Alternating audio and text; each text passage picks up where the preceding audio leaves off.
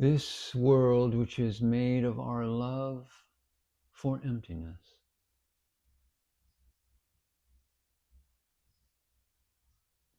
Praise to the emptiness that blanks out existence. Existence, this place made from our love for that emptiness. Yet somehow comes emptiness. This existence goes. Praise to that happening over and over.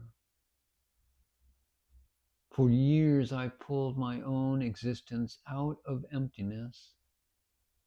Then one swoop, one swing of the arm, that work is over.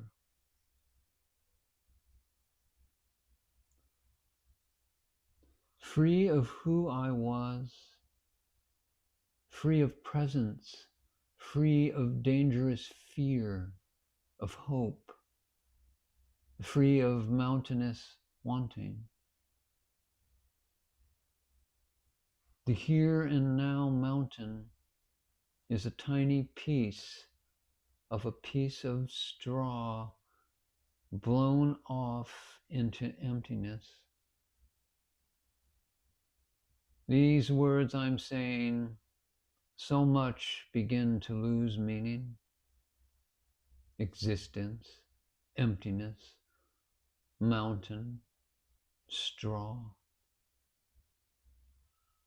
Words and what they try to say swept out the window, down the slant of the roof.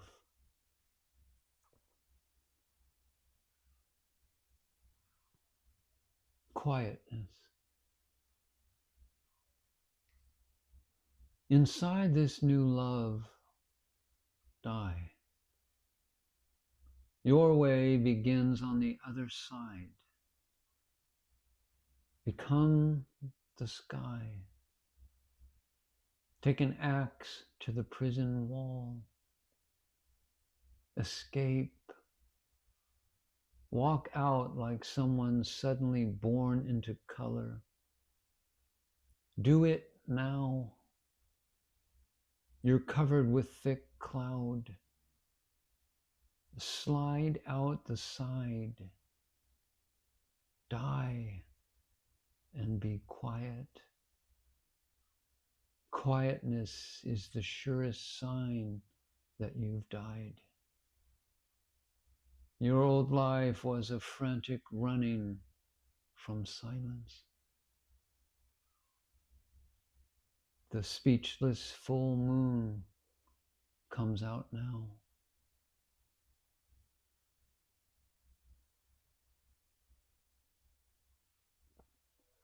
Sanai. Someone says Sanai is dead. No small thing to say. He was not bits of husk, or a puddle that freezes overnight, or a comb that cracks when you use it, or a pod crushed open on the ground.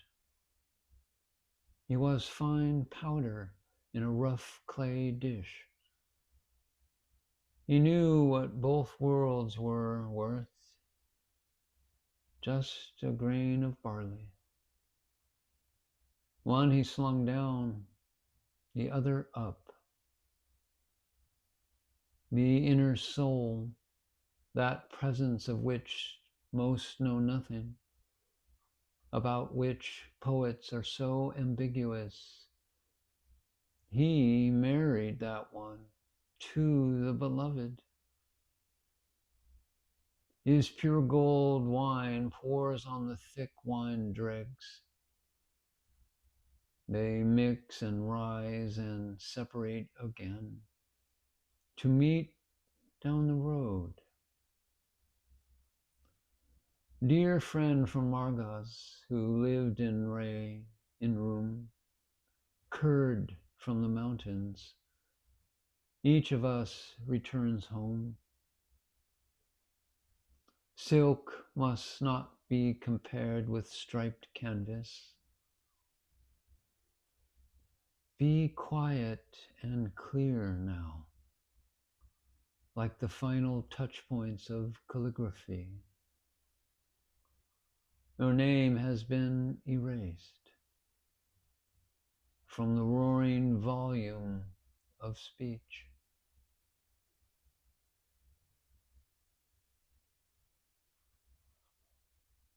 A just finishing candle. A candle is made to become entirely flame. In that annihilating moment, it has no shadow. It is nothing but a tongue of light describing a refuge.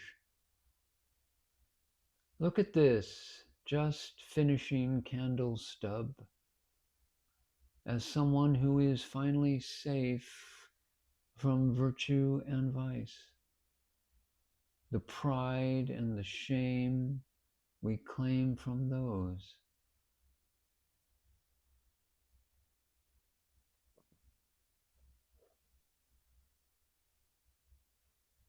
Craftsmanship and emptiness.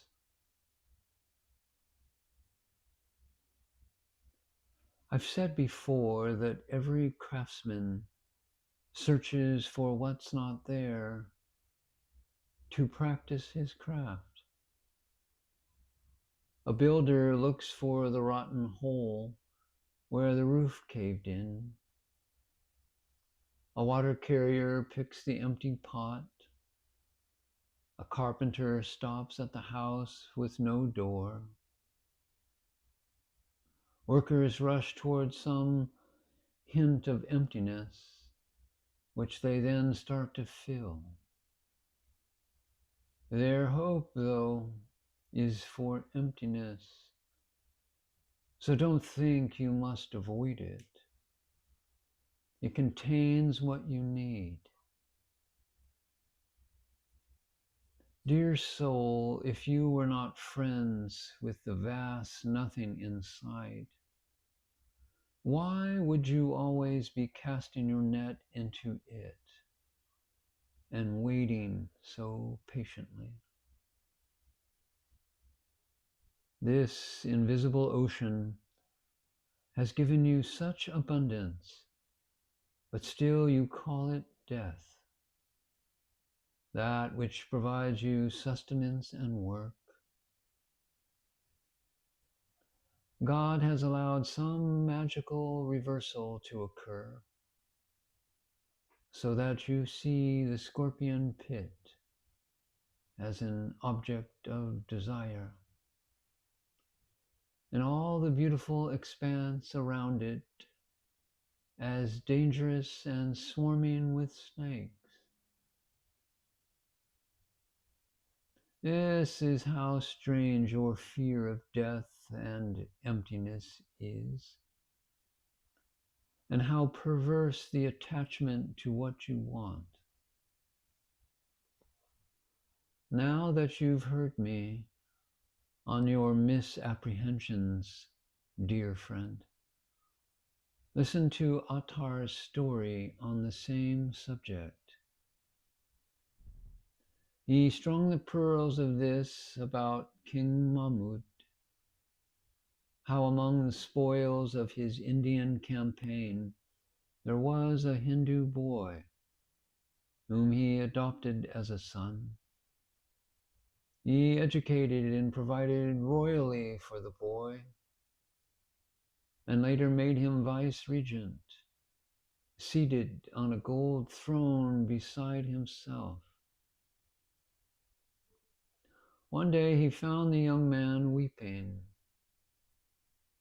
"Why are you crying? You're the companion of an emperor. The entire nation is ranged out before you like stars that you can command."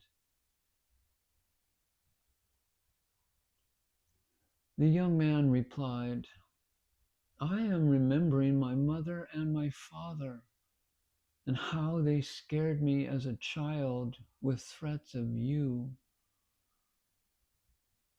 Uh-oh, he's headed for King Mahmud's court. Nothing could be more hellish. Where are they now when they should see me sitting here? This incident is about your fear of changing. You are the Hindu boy, Mahmud, which means praise to the end, is the spirit's poverty or emptiness. The mother and father are your attachment to beliefs and blood ties and desires and comforting habits. Don't listen to them. They seem to protect, but they imprison. They are your worst enemies. They make you afraid of living in emptiness. Someday you'll weep tears of delight in that court, remembering your mistaken parents. Know that your body nurtures the spirit, helps it grow, and then gives it wrong advice. The body becomes eventually like a vest of chainmail in peaceful years, too hot in summer and too cold in winter. But the body's desires, in another way, are like an unpredictable associate whom you must be patient with. And that companion is helpful because patience expands your capacity to love and feel peace. The patience of a rose close to a thorn keeps it fragrant. It's patience that gives milk to the male camel, still nursing in its third year. And patience is what the prophets show to us. The beauty of careful sewing on a shirt is the patience it contains. Friendship and loyalty have patience as the strength of their connections. Feeling lonely and ignoble indicates that you haven't been patient. Be with those who mix with God as honey blends with milk, and say, anything that comes and goes, rises and sets, is not what I love.